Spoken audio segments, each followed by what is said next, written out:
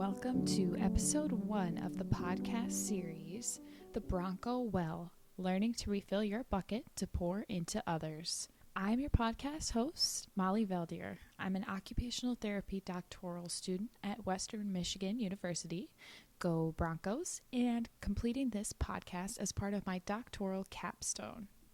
Before we get into our podcast topic for today, I'd just like to introduce myself to you all. So, as I said, my name is Molly. I am a student at Western Michigan University, and over the course of my doctoral program in occupational therapy, I have had the immense privilege to work with a lot of children and families in not only West Michigan, but also the suburbs of Chicago. Every child and family that I worked with was, of course, very different, but one thing that I was continually impressed by was how much caregivers poured into these children. So who do I mean when I say caregivers? Well, caregivers extends to include parents, whether that's biological or foster or adoptive, or anyone else who spends a prolonged period of time working with and caring for the child. So in some cases, that might include nannies, teachers, or other professionals. For the purpose of this podcast, though, we'll use the term caregivers to include primary caregivers, such as parents, both biological and foster adoptive. Regardless, I was continually blown away just by all of the time, effort, energy, dedication that these caregivers brought to the table when I would work with their kids.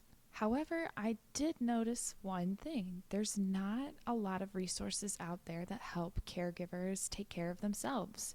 A lot of the resources that we provide to families are all about regulation strategies for your child or daily functioning strategies, working through difficult emotions, learning about their child's bodies and brains and how they take in and understand the world around them. But there's nothing like that out there for you. So that is the purpose of this podcast. I want to build this to be a tool, a well that you as a parent caregiver can lower your bucket into and take what you need from it. I'm a 24-year-old occupational therapy student. I don't know what it's like to be a parent or to caregive for a child that has immense needs. So you're the expert in your child. That's what you're bringing to the table. And I know a thing or two about occupational therapy that I'm hoping to share with you that will ultimately help to increase quality of life for everybody and hopefully alleviate some caregiver stress, some caregiver burden, however you would like to phrase that. Under the guidance of Dr. Michelle Suarez, who is an associate professor of occupational therapy and the Resiliency Center director at Unified Clinics at Western Michigan University's campus, this limited series podcast will be produced for you to refer back to anytime you need or want or just need a fresh perspective. If you know Dr. Suarez, then you know that she is an absolutely incredible occupational therapist and mentor. She does a lot of work with caregiver coaching and has done so for many years in working with children and families, particularly children who have experienced trauma or neglect or abuse in some way in the past. And she has really made such an impact in this field. And so if you are interested in getting in touch with her about caregiver coaching, the link to that will be in the show notes. Additionally, if you're interested in any of the other services that Unified Clinics has to offer, such as a trauma assessment, counseling, or occupational therapy services, that will also be notated in the show notes for you. All right. Let's get into today's topics. You might be thinking, why more homework? I'm already so busy. My child is already involved in so many of these services. You've talked about how crazy our lives can be, so why are you giving me more homework? Well, that was certainly not the intention with this podcast, but rather we'd love for you to see this as a tool, something to dip into from time to time whenever you need and to take what you need from it. There's not going to be any tests. There's not going to be any quiz. Unfortunately, we don't offer extra credit either, but this is just here for you to use as you need. So let's get started with today's topic. Welcome to your nervous system. You've probably learned a little bit about the nervous system and what that actually means through just some of the services that your child is likely involved in. You might know a little bit about the brain. You might know a little bit about what's going on in your child's body when they interact with the world around them, things that can cause triggers, meltdowns, whatever the case may be. But this part's a shocker. You have a brain too. So I just want to make sure that everybody is on the same page and has a similar knowledge base, so that way once we dive deeper into some of these topics, everybody knows what we're talking about. So we're going to do a brief little overview into what the nervous system is. The central nervous system. What is it?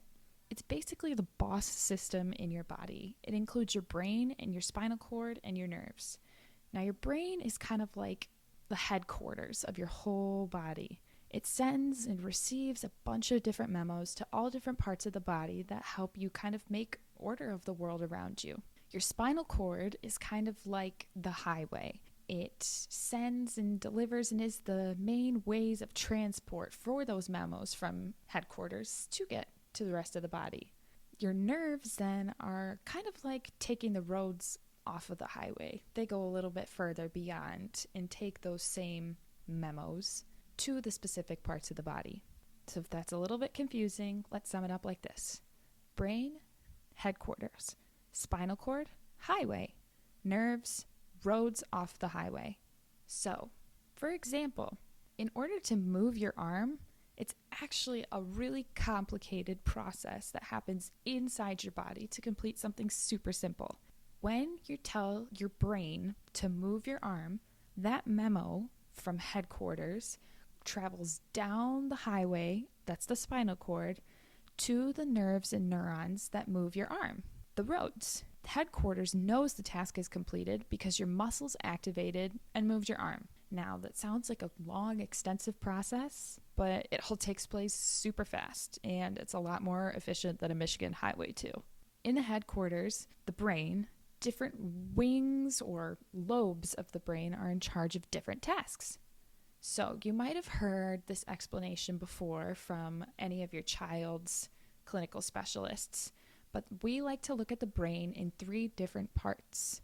You might have heard this from Dr. Bruce Perry. If you're not familiar with who Dr. Bruce Perry is, he is an American psychiatrist and currently the senior fellow of the Child Trauma Academy in Houston, Texas.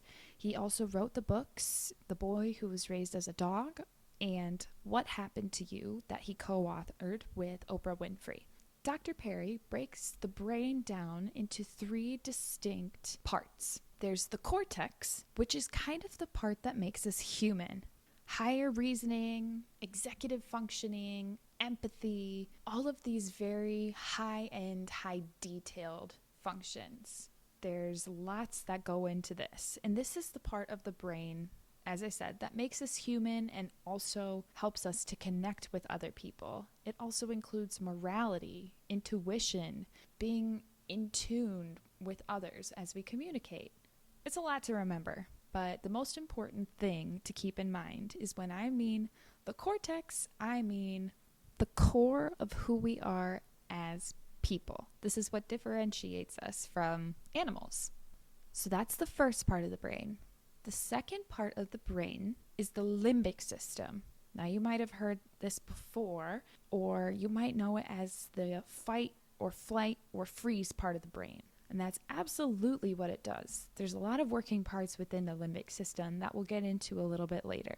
But basically, as a brief overview, it's that vigilant part of the brain that always is ensuring that we're safe. It's our survival drive. It's our instincts.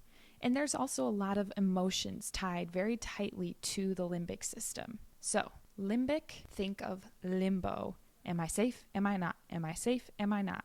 That's the second part of the brain. Now, the third part of the brain is the brainstem. Now, that's the lowest part, both anatomically and in terms of complexity. It's very primitive, and it controls basic bodily functions like heart rate and breathing. No heart rate and breathing function from the brainstem does not equate to life. So all of these parts of the brain, the cortex, the core of who we are, the limbic system, limbo, am I safe, am I not, am I safe, am I not, and the brainstem, without a stem you can't have a flower, without breathing and heart rate, no life. All of these three things work together to help and support day-to-day functioning. Weighing decision-making, judgment, your safety, your kids' safety. Sound familiar? It's basically all the decision-making that goes into being a caregiver. Okay, that was a lot. You met me, you figured out why I'm here, what we're doing, and you learned some new things, or maybe a refresher about the brain. Soak in all this new info. Just as a recap, we talked about the central nervous system, the headquarters and the highway of your body. We also learned about specific and different parts of the brain, the cortex, the limbic system, and the brainstem. So, I'm going to build some time into this podcast for you to sit and think about what you just learned. Really mull it over, meditate on it, think about it, and try to absorb it. You can even think about this content with your child in mind. Do you have questions for an occupational therapist or a professional in your life in relation to your child? Are you learning something new that you can maybe apply? All right, take some time.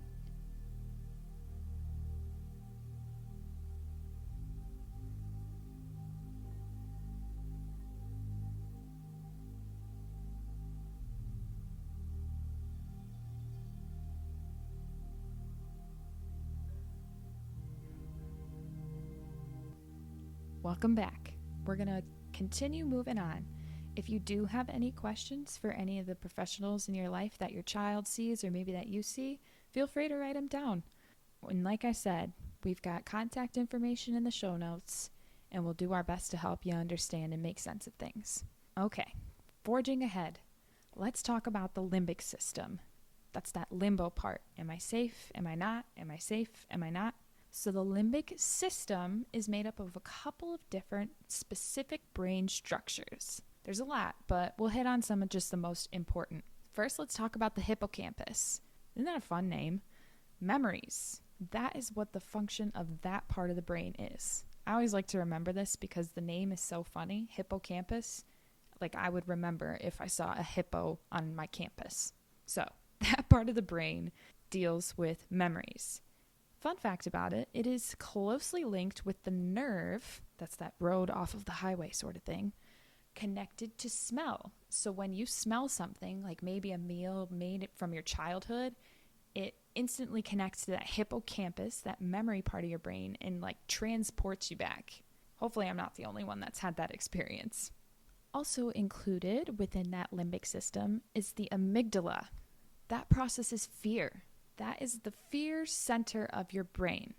Here's another fun fact for you. Adrenaline junkies and Red Bull athletes tend to have amygdalas either on the smaller or more underreactive side. That's why they're able to do so many of those wild stunts without that alarm going off in their head, that control center of fear saying, whoa, I gotta slow down. It's either that or all the Red Bull. Last we'll talk about is the hypothalamus. That's the brain's kind of autopilot functioning. The breathing, heart rate, temperature in relation to behavior. And it talks to the pituitary gland, which is the hormone center of your brain. Now, I know that can get a little bit confusing because we talked about the brain stem, and that also works with breathing and heart rate. But this is more breathing and heart rate, acceleration, deceleration. It's readying those parts of your body for action. That's the function of the hypothalamus, rather than just being able to keep those things on the automatic process, like in the brainstem. Okay, so what? You're telling me all of these things, and I can't even remember all of the terms. By the way, those terms were hippocampus, amygdala, and hypothalamus. No quizzes, though. I promised. So I just learned about all these things. So what? These things all work in tandem to keep you safe. The actions that we take aren't necessarily choices. Our limbic system is our brain's autopilot when it comes to survival. That fight, flight, or freeze, that's triggered by the limbic system, activating different systems within our body that help to protect us and keep us alive. Okay, what does that mean? So our limbic system is automatic. We don't think about kicking that into place. It's just something that our body does whenever we feel there's either an external or an internal circumstance that presents as discomforting or scary or dangerous. That's something that's good to keep in mind too when we work with our kids, that sometimes their actions aren't necessarily a result of choices, but rather their brains dictating, this is what I need to stay safe and survive. Let's talk about the different sort of reactions that this limbic system can kick off. So, the first one is called the sympathetic nervous system. Now, you might be thinking, I just learned about the nervous system. What do you mean there's a sympathetic nervous system? Well, this is not necessarily a body structure, but rather a reaction that uses your body structures. So what the sympathetic nervous system does is it is the system or the reaction that helps survival. It's very primitive, goes back to way when we were hunter-gatherers. It is the system that is ready for action. This is what gets your blood pumping, your heart racing, that feeling of adrenaline, feelings of fear or anxiety. There's physiological changes that happen when this reaction, this system is turned on. Your pupils in your eyes can actually enlarge to take in more of your surroundings. There's increased blood flow to your muscles and your skin, and your digestion is put on pause because your body's getting ready to move, ready to run. Sympathetic nervous system, sympathetic survival. It's a good way to remember that. Sympathetic survival. When our sympathetic survival nervous system is online, that also means that our stress hormones are actively pumping through our body. Now, when we used to have to face off against woolly mammoths or saber-toothed tigers or whatever, this stress hormone was really helpful because it helped humans to survive life and death encounters. Nowadays, that's not so common unless you're a time traveler. So our sympathetic nervous system might activate in response to other things that are maybe less life-threatening, but still feel very anxiety-inducing and scary. It might be public speaking. It might be roller coasters. It could even be just having a confrontational conversation with somebody that can feel uncomfortable. Those stress hormones, the sympathetic nervous system for survival, works to keep us safe. Now, on the other hand, we're not in this stressed out state all the time, or at least I hope you're not. So there's a whole other nervous system reaction called the parasympathetic nervous system. Parasympathetic equates to peace. So sympathetic survival, parasympathetic peace. What does this do? It basically kind of undoes everything that the sympathetic nervous system does. Our blood flow dilutes away from our muscles and returns to our digestive system. You might have heard the parasympathetic system be called the rest and digest system. It lowers your heart rate, your pupils shrink back to their typical size, you have a smaller field of vision, you feel calmer, you don't have those stress hormones activating everywhere and lighting your body up, getting you ready to run and to move. This is the nervous system reaction that goes online when there's no immediate danger or stressors in the area. Your body can be safe to just kind of chill. So how does this apply to you as caregivers? Well, like we said, we're not necessarily going out and hunting and gathering and braving the wilderness like humans used to, but these systems can still go online when there's stressful things that happen. And by nature of being a caregiver, stressful things happen a lot.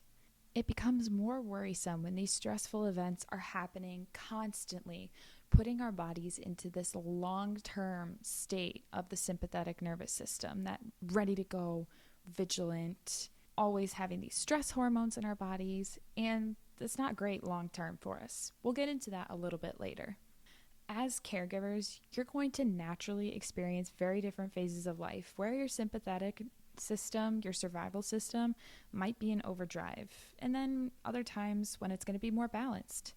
A child that requires a lot of extra support and higher intensity needs might put you in that prolonged state. But we'll talk about that more next episode. All right, at this point, you might be thinking, thanks so much for teaching me all about the stress and sympathetic nervous system response in my body. This was so helpful to learn that I'm constantly stressed out and in a bad bodily state long term. And hopefully, I can put some of those worries to rest. Our goal with this podcast is to provide you with some strategies that will hopefully help make long-term changes in your life by starting off a little bit at a time. We'll put the intense content to bed there. You learned a lot today, or maybe you reviewed a lot today, depending on what you knew of the nervous system and the brain in our bodies ahead of time. Listen to this as much as you need to gain a good understanding, and know that when we build off of this for next episode, we'll talk more about the brain and how your brain might be different as a caregiver versus somebody who doesn't have all of the amazing but wonderful stressors that you do in your life day to day. Next episode, we'll take what we learned about the limbic system as well as the sympathetic and parasympathetic nervous systems and dive a little bit deeper into those topics. As we wrap up the first episode in our series, I'd like to just take a moment to thank you so much for being here, taking even more time out of your already busy days to help yourself, help your families, and help your child by doing something to take care of you. It's a really big step and one that shouldn't be just brushed off. So thank you from the bottom of my heart for being here. We'll close out with a few positive affirmations today. This might be a little cheesy, but trust me, there's actually a lot of research out there that shows that they work. Go ahead and close your eyes, unless you're driving, in which case don't do that, and repeat after me, whether mentally or aloud. I am a great caregiver. My family and I are more than the challenges that we face. I am arming myself with education and encouragement. I will take it one moment at a time. The grace I give to my loved ones, I can give to myself. All right. Thank you again so much for being here, and we'll be back with episode 2, Your Brain as a Caregiver, next time. Thanks for being here.